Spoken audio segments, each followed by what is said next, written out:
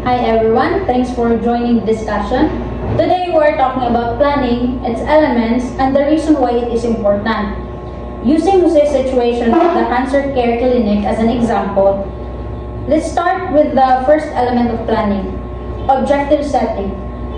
What do you think are Jose's main objective here? Jose's main objectives are to get more staff nurses involved in quality chart audits and to create a fair self-scheduling system for the new extended hours.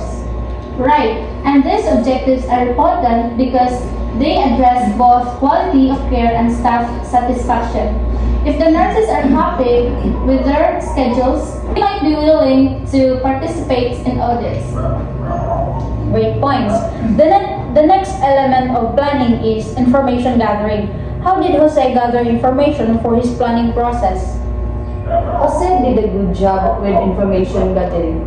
He reviewed the literature on motivation and incentives, discussed the issue with other nurse managers, and collect on quality improvement. This helped him understand the problem better. Exactly. And gathering this information was crucial for identifying the root cause of the staff reluctance to participate in audits. It's also good to see that he consulted with other managers which can provide different perspectives. Yes, consulting with others can definitely help. Moving on to analysis, what connection did Jose find between the two problems of staff reluctance and the new hours? Jose realized that the reluctance to do quality chart audits might be related to the change in hours and scheduling issues. If nurses feel overwhelmed or unhappy with their schedules, they might be less willing to take on tasks. That's a good point. It shows how important it is to look at all aspects of a situation and find connections between different issues, which is a key part of the analysis. Exactly. The next step in planning is developing alternatives.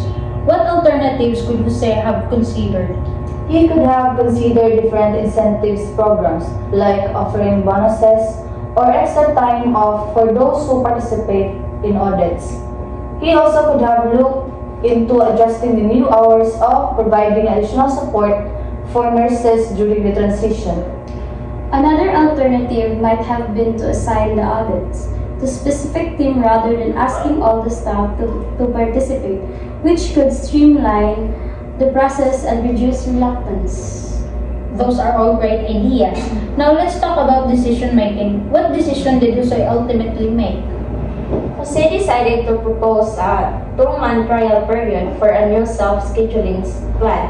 This way, he can see if the new system improved staff participation in audits and overall satisfaction with the work schedule. A trial period is a smart move. It allows for adjustment based on feedback, which lead us to implementation, monitoring, and evaluation. By implementing the trial, Jose can monitor the results and make changes if necessary. Exactly. So in summary, we've discussed each element of planning: objective setting, information gathering, analysis, developing alternatives, decision making, implementation, and monitoring. Before we wrap up, why do you think planning is important in this scenario?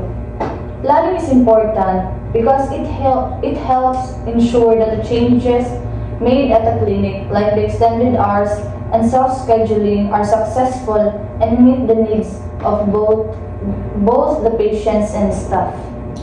Also, good planning can prevent problems before they happen and helps them make the best use of resources.